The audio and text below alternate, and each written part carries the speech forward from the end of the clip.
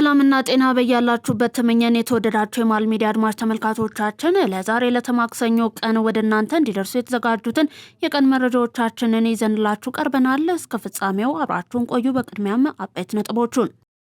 በርካታ የጽንፈኛው ቡድን ታጣቂዎች ከነሙሉ ትጥቃቸው እጅ ሰጡ።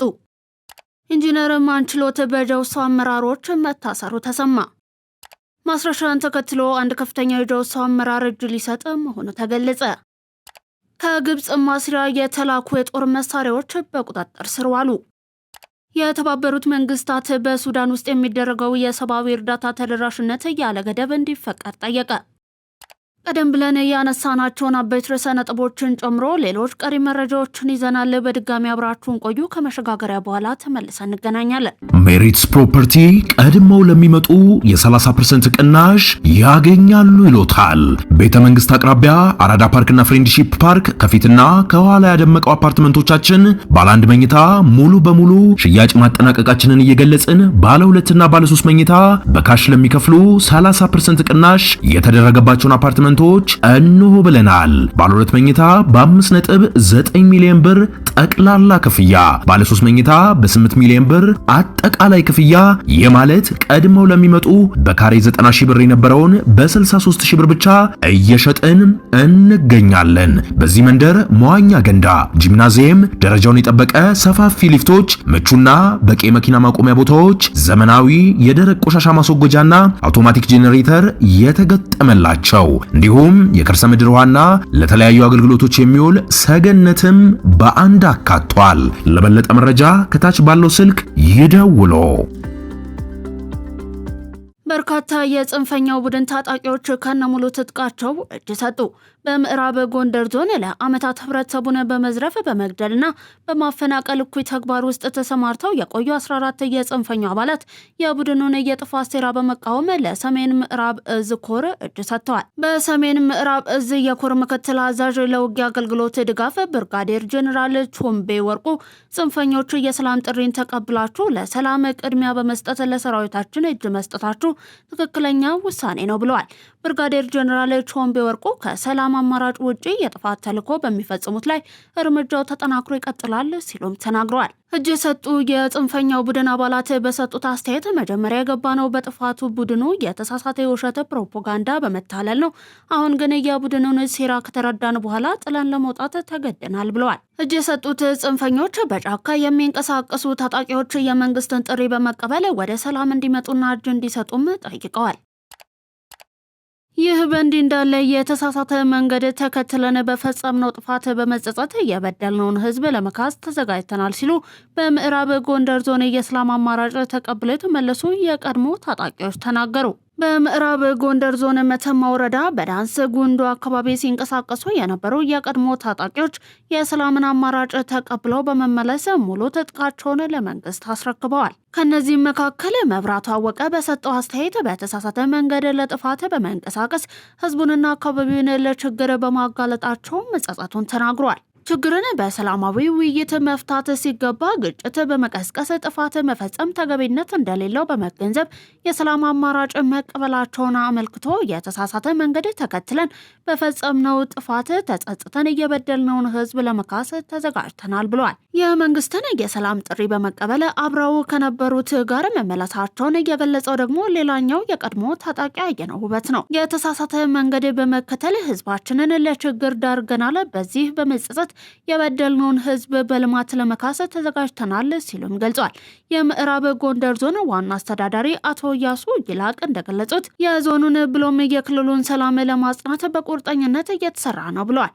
ችግር ውስጥ እየገቡ መንግስት እየሰጣቸውን የሰላም እድል እንዲጠቀሙ የተደረገው ጥረት ውጤታማ መሆኑን አንስቶም የሰላም አማራጭን በመቀበል ቀደም ሲል የተመለሱም የተሃድሶ ስልጠና ተሰጥቷቸው ህይወታቸውን እየለወጡ መሆኑን አስረድተዋል። አሁንም የሰላም አምባሳደር ሆነው የመጡ የቀድሞ ታጣቂዎችን የዞኑ መስተዳደርና ህዝብ አስፈላጊውን ድጋፍ በመስጠት በፈለጉት የሙያ መስክ እንዲሰማሩ ይደረጋል ብለዋል። በመከላከያ የሰሜን ምዕራብ እዝ የ504ኛ ኮር ምክትል አዛዥ ብርጋዴር ጀነራል ሾምቤ ወርቆ በበኩላቸው መንግስት ለሰላም ሁሌም በሩ ክፍት ነው ብለዋል። ህብረተሰቡ ለጸጥታ አካላት መረጃ በመስጠትና ችግር ውስጥ የገቡትን ወደ ሰላም እንዲመጡ በማድረግ እያበረከቱት ላለው አስተዋጽኦ ምስጋና አቅርበው በቀጣይም ይህ ተግባር ተጠናክሮ መቀጠል እንዳለበት አሳስበዋል።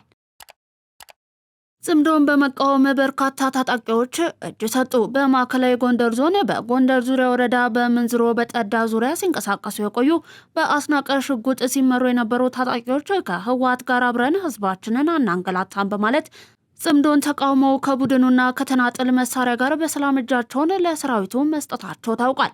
የሰላም አማራጭን የተከተሉ ታጣቂዎች የጽንፈኛው አደረጃጀት አሁን ላይ እየፈራረሰ እንደሆነ ተናግረዋል። ያቀረበውን የሰላም አማራጭ ተጠቅሞ ህብረተሰቡን መቀላቀል ብቸኛ አማራጭ እንደሆነም አንስተዋል። ጽንፈኛው ፋኖ ወጣቶችን አስገድዶ ወደ ቡድኑ እንዲገቡ እያደረገ መሆኑን በጽንፈኛው ታግቶ 600 ሺህ ብር ከፍሎ የወጣው ወጣት ተናገረ። እገታና ዝርፊያ የጸረ ሰላም ኃይሎች መገለጫ ሆኗል። ከዛም ባለፈ ምንም የማያውቁ ንጹሐንን በማገት ብዙ ብሮችን መጠየቅ የታጣቂዎቹ የየዕለት ተግባር ነው። ከሰሞኑ ደግሞ የጽንፈኛው ህወሓትና የጃውሳው ቡድን ታጣቂዎች በጋራ ተጣምረው በከፍተኛ ደረጃ ህዝቡን እያማረሩትና እየዘረፉት ይገኛል። በተለይ በራያ አካባቢ እገታ፣ ዝርፊያና ግድያ እንዲሁም ወጣቶችን አስገድደው ወደ እነርሱ እንዲገቡ እያደረጉ መሆኑን ከአንድ አግተው 600 ሺህ ብር ተቀብለው ከለቀቁት ወጣትና ነዋሪዎች ለማወቅ ተችሏል። ኢንጂነር ማንችሎት በጃውሳው አመራሮች መታሰሩ ተሰማ። ማስረሻ ሰጤ መንግስት የሰጠውን የሰላም አማራጭ ከተቀበለ በኋላ በጎጃም ጃውሳ ውስጥ ውጥረት መንገሱ ተሰምቷል። የእርሱን እጅ መስጠት ተከትሎ በርካታ ታጣቂዎች ከቡድኑ መውጣታቸው እንደማይቀር የተረዳው የጎጃም ክንፍ ኢንጂነር ማንችሎትንና ሌሎች ቅራኔ ያላቸውን አመራሮች እጅ እንዳይሰጡ በሚል ማሰር መጀመሩ ታውቋል። ቡድኑ ከህወሓት ጋር በሚስጥር ያደርጋቸውን ስብሰባዎች ድምጽ ቅጂ ማስረሻ ይፋ ያደርግብናል የሚል ስጋት ውስጥ እንዳለም ለማወቅ ተችሏል። ማስረሻ ሰጤን ተከትሎ አንድ ከፍተኛ የጃውሳው አመራር እጅ ሊሰጥ መሆኑ ተገለጸ። የጸረ ሰላም እንቅስቃሴውን ቁንጮ ሆነው ሲመሩ ከነበሩ ሰዎች መካከል አንዱ የነበረው ማስረሻ ሰጤ ለመንግስት እጁን ከሰጠ በኋላ እርሱን በመከተል የሰላም መንገድን የሚከተሉ ሌሎች በርካታ ታጣቂዎች እንዳሉም ታውቋል። ከእርሱ ጋር የቅርብ ወዳጅነት ያለውና አብረው ሲሰሩ የነበረ አንድ ከፍተኛ አመራርም እንዲሁ ወደ ሰላም መንገድ ለመምጣት መወሰኑ እየተሰማ ይገኛል። የአመራሩ የእርስ በርስ ሽኩቻ የቡድኑ ጸረ ህዝብ እንቅስቃሴ እንዲሁም በመከላከያ የሚደርስበትን ተከታታይ ምት ለሁሉም የጃውሳው ታጣቂዎች ተስፋ አስቆራጭ ሆኗል። ለዚህም ከፊት ከሚጠብቃቸው ሞት ብቸኛው ማምለጫ መንገድ እጅ መስጠት እንደሆነ ተረድተው መንገዱን እየተከተሉ ይገኛሉ። እጅ ሊሰጥ መሆኑ የተነገረው አመራር ማንነት ይህ ዜና እስከተጠናከረበት ሰዓት ድረስ ይፋ አልተደረገም። ከግብጽ ማስሪያ የተላኩ የጦር መሳሪያዎች በቁጥጥር ስር ዋሉ። ከግብጽ የተላኩ የጦር መሳሪያዎች በቁጥጥር ስር መዋላቸው ታውቋል። መሳሪያዎቹ ከግብጽ በኤርትራ መንግስት በኩል በህገወጥ መንገድ ወደ ኢትዮጵያ ገብተው በጀግናው የሀገር መከላከያ ሰራዊት ተይዘዋል። መሳሪያዎቹን ከግብጽና ከኤርትራ በህገወጥ መንገድ ሲያዘዋውሩ የነበሩ ወኪሎችም በቁጥጥር ስር ውለው ምርመራ እየተደረገባቸው እንደሆነ ታውቋል። ኃላፊነታቸውን በመጠቀም ከዝግ አካውንት ላይ ከ1 ሚሊዮን ብር በላይ ወጪ ያደረጉት የባንክ ሰራተኞች በእስራት ተቀጡ። የቦረና ዞን ፖሊስ ወንጀል ምርመራ ክፍል መግለጫ እንዳመለከተው 7 ግለሰቦች በቦረና ዞን ያቤሎ ከተማ ያያ ቀበሌ የሚገኝ አንድ ባንክ ውስጥ ተቀጥረው የሚሰሩ ባለሙያዎች ናቸው። ሰራተኞቹ የተሰጣቸውን እምነትና ኃላፊነት ወደ ጎን በመተው የስራ ኃላፊነትና ሙያም በመጠቀም ለያቤሎ ከተማ ለሚሰራ ትምህርት ቤት ከኦሮሚያ ትምህርት ቢሮ የተመደበና ፕሮጀክቱን በሚያንቀሳቅሰው ኮንትራክተር ስም በየ3 ወሩ የሚታደስ የዝግ ባንክ አካውንት ውስጥ ያለን 1 ሚሊዮን 93,600 ብር የደንበኞች አገልግሎትና ሽያጭ ክፍል ኦፊሰር በሆነው በሶስተኛው ተከሳሹ ጌቱ ንጋቱ ትዕዛዝ የተዘጋውን የሂሳብ አካውንት እንዲንቀሳቀስ ተደርጓል። በሁለተኛ ተከሳሽ አብዲሳ ከበደ አማካኝነት እንዲጸድቅ ተደርጎ ከ1 ሚሊዮን ብር በላይ ወጪ በማድረግ ወደ ሶስተኛ ተከሳሽ ጉቱ ንጋቱ አካውንት ገቢ በመደረጉ የቦረና ዞን ፖሊስ ወንጀል ምርመራ ክፍል መግለጫ አመልክቷል። በተጨማሪም የፕሮጀክቱን ተቀማጭ ሂሳብ በየ3 ወሩ በሚታደስ ፍቃድ እንዲንቀሳቀስ ፍቃድ ከተሰጠው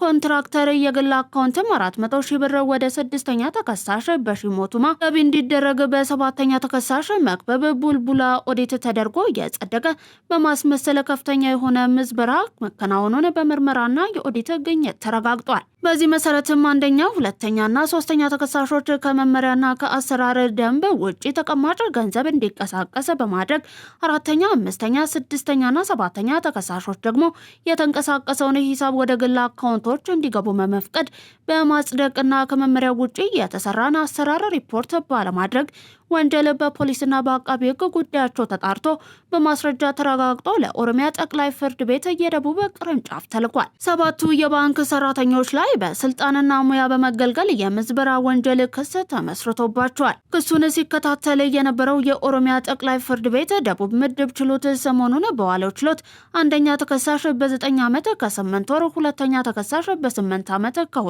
ወር እስራት፣ ሶስተኛ ተከሳሽ በ6 ዓመት ከ6 ወር እስራት፣ አራተኛ ተከሳሽ በ6 ዓመት ከ4 ወር እስራት፣ አምስተኛ ተከሳሽ በ3 ዓመት ከ9 ወር እስራት፣ ስድስተኛ ተከሳሽ በ1 ዓመት ከ3 ወር እስራት፣ ሰባተኛ ተከሳሽ በ1 ዓመት ከ2 ወር እስራት እንዲቀጡ የወሰነባቸው ሲሆን 7ቱም ተከሳሾች በተጨማሪ 3 ሺህ ብር የተወሰነባቸው መሆኑን የምርመራ ክፍሉ ለብስራት የላከው መግለጫ አመልክቷል።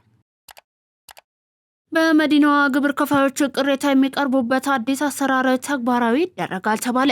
ከአዲስ አበባ የግብር አሰባሰብና የገቢዎች አገልግሎት አሰጣጥ ጋር በተያያዘ የሚኖረውን ማንኛውንም አይነት ቅሬታ መፍታት የሚያስችል አዲስ አሰራር በከንቲባ ጽሕፈት ቤት ስር መዋቀሩ ተገልጿል። በአዲስ አበባ ከተማ አስተዳደር የገቢዎች ቢሮ ስር እየተዘረጋው የቅሬታ አፈታት ስርዓት እንደተጠበቀ ሆኖ በዚህ ያረካ ግብር ከፋይ ከንቲባ ጽሕፈት ቤት ማንኛውንም አይነት ከገቢ አሰባሰብ፣ ከሰራተኞች ስነ ምግባርና አገልግሎት አሰጣጥ ጋር የሚነሱ የግብር ከፋዮች ቅሬታዎችን ለመፍታት ዘወትር ሐሙስ ኃላፊዎች በተገኙበት የሚደመጥና ተጣርቶ ምላሽ የሚሰጥበትን አሰራር መዘርጋቱን ነው የከተማ አስተዳደሩ ከንቲባ ጽሕፈት ቤት ያስታወቀው። በዚህም መሰረት በሚስጥር ጥቆማ የሚሰጥበትን ቀን የጥሪ ማዕከል 9977 የሚስጥር ሳጥንን ጨምሮ በተጨባጭ ቅሬታውን በአካል ለበላይ አመራር ማቅረብ የሚችልበትን አሰራር ወደ ተግባር ይገባል ተብሏል። በመሆኑም ከመጪው ሐሙስ ዳር 25 ቀን 2018 ጀምሮ ጠዋት ከ2 ሰዓት እስከ 7 ሰዓት ድረስ ከገቢዎች ጋር ብቻ የተያዘን ቅሬታ አመራሩ ተቀብሎ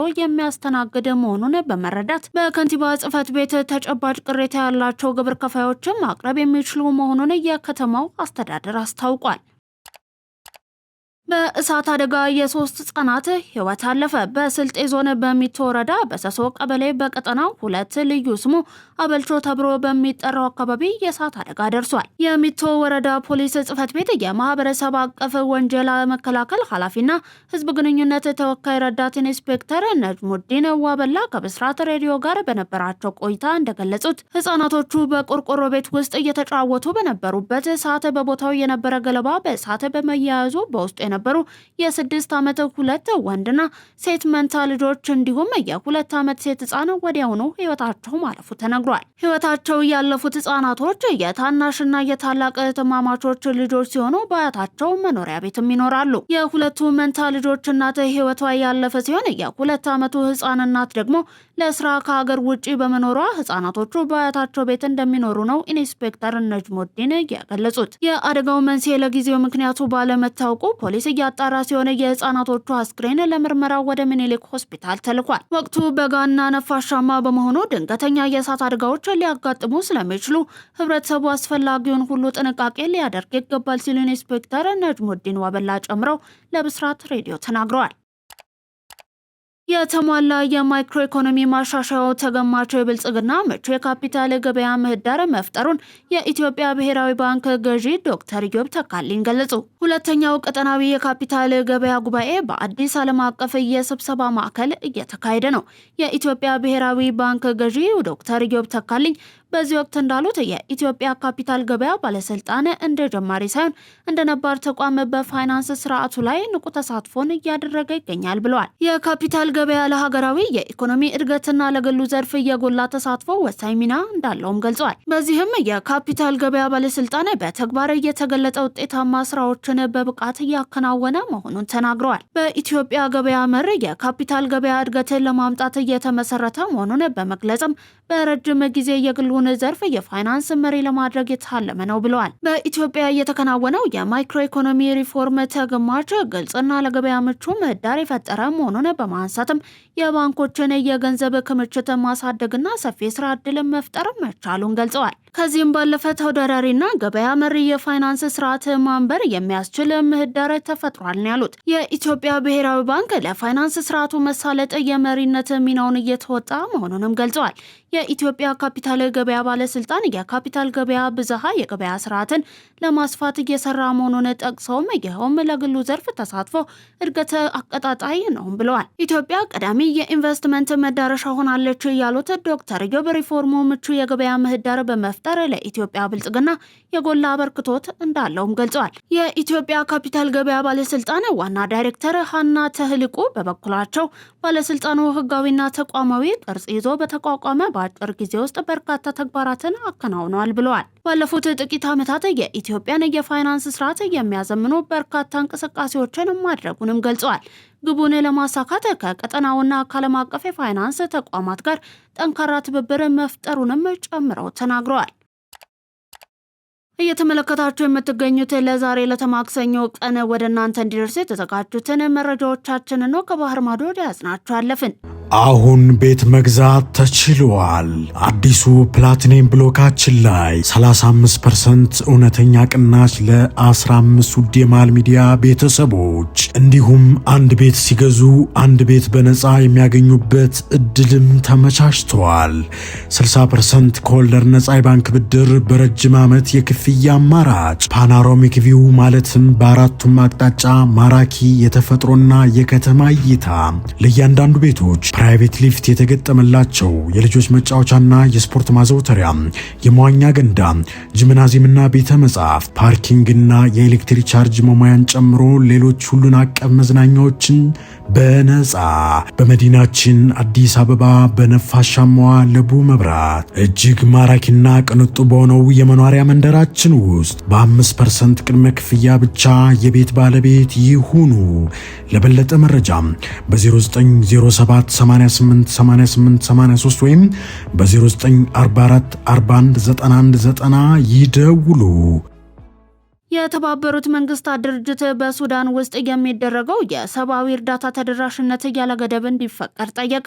የተባበሩት መንግስታት ድርጅት በሱዳን የሚገኙ ሁሉም ወገኖች ለሰላማዊ ሰዎችና ለእርዳታ ሰራተኞች ደህንነቱ የተጠበቀና ያልተገደበ የሰብአዊ እርዳታ ተደራሽነትን እንዲያረጋግጡ አስቸኳይ ጥሪውን አድርሷል። የተባበሩት መንግስታት ድርጅት ጥሪውን ያቀረበው የሱዳን ፈጥኖ ደራሽ ኃይል የሚፈጽማቸውን ጥቃቶች፣ ከፍተኛ የሰዎች መፈናቀል እንዲሁም እየጨመሩ የመጡ ፍላጎቶችን መፍጠራቸውን በቀጠሉበት በአሁኑ ወቅት ነው። ቃል አቀባዩ ስቴፋን ዱጃሪክ ሰኞ ዕለት ለጋዜጠኞች ሲናገሩ ሰላማዊ ሰዎችን፣ የእርዳታ ሰራተኞችን ለመጠበቅ ሲባል ደህንነቱ የተጠበቀና ያልተገደበ የሰብአዊ እርዳታ ተደራሽነትን በአስቸኳይ እንዲያረጋግጡ ሁሉንም ወገኖች በድጋሚ እንጠይቃለን ብለዋል። እንደ እርሳቸው ገለጻ የተባበሩት መንግስታት ድርጅት የሰብአዊ እርዳታ ቡድኖች በቅርቡ መጠለያ፣ አስፈላጊ ቁሳቁሶች፣ የጤና አገልግሎትና የንጽህና አጠባበቅ ድጋፍን በአስቸኳይ የሚያስፈልጋቸውን ተፈናቃይ ቤተሰቦችን አግኝተዋል። አክለውም የተባበሩት መንግስታት ድርጅት የምግብና የስነ ልቦና ድጋፍ እየሰጠ ቢሆንም የገንዘብ እጥረት ክፍተቶችን ፈጥሯል በማለት አስጠንቅቀዋል። በመሆኑም ለጋሾች ተጨማሪ ድጋፍን ለማቅረብ ቁርጠኛ እንዲሆኑ አጽንኦት ሰጥተዋል። በሱዳን ጦርና በፈጥኖ ደራሽ ኃይሉ መካከል በጎርጎሮሲያውያኑ 2023 የጀመረው ጦርነት በሺዎች የሚቆጠሩ ሰዎችን ለሞት ሲዳርግ ቢያንስ 12 ሚሊዮን ሰዎችን ማፈናቀሉን ቲአርቲ ወርልድ በዘገባው አመልክቷል። በመጨረሻም የተባበሩት መንግስታት የልማት ፕሮግራም ዩኤንዲፒ ሀገራት ዘላቂ እድገትን ለማረጋገጥ የሰው ሰራሽ አስተውሎት ቴክኖሎጂን የልማት ስትራቴጂያቸው አካል በማድረግ በትኩረት ሊሰሩ እንደሚገባ አስገነዘበ። ዩኤንዲፒ ባወጣው ሪፖርት በሰው ሰራሽ አስተውሎት ቀድሞ መገኘት ካልተቻለ በቀጣይ በሀገራት እድገት መካከል ያለውን ልዩነት ይበልጥ እንዲያሰፋ ያደርጋል ብለዋል። ሀገራት የሰው ሰራሽ አስተውሎት ቴክኖሎጂን የመጠቀም አቅማቸውን ለማሳደግ ቀድመው መስራት ከቻሉ ይህንን ልዩነት ማጥበብ የሚችሉበት እድል መኖሩን ጠቁመዋል። በዚህም ዘላቂ እድገትን ለማረጋገጥ የዲጂታል ክህሎትን መገንባት፣ የመንግስት አገልግሎት አሰጣጥ ስርዓትን ማጠናከር እንዲሁም የዲጂታል መሰረተ ልማትን ሊያስፋፉ እንደሚገባ አስገንዝቧል። ሀገራት ከከፍተኛ ትምህርት ተቋማት የሳይንስና ቴክኖሎጂ ፕሮግራሞቻቸው ጎን ለጎን በተለይም የወጣቶችንና ሴቶችን የሰው ሰራሽ አስተውሎት እውቀትን ለማሳደግ የሚያግዙ ሀገራዊ ፕሮግራሞችን ቀርጸው እንዲሰሩ ዩኤንዲፒ ምክረ ሀሳብን አቅርቧል። ለዛሬ ለተማክሰኞ ከመሃል ሚዲያ ወደ እናንተ ሲደርሱ የነበሩት የቀን መረጃዎቻችን አበቁ። አብራችሁን ስለነበራችሁ እናመሰግናለን። ዜናውን ላይክ እና ሼር፣ ሚዲያችንን ሰብስክራይብ ማድረጋችሁን አትርሱ። ሰናይ ቀንን ተመኘን።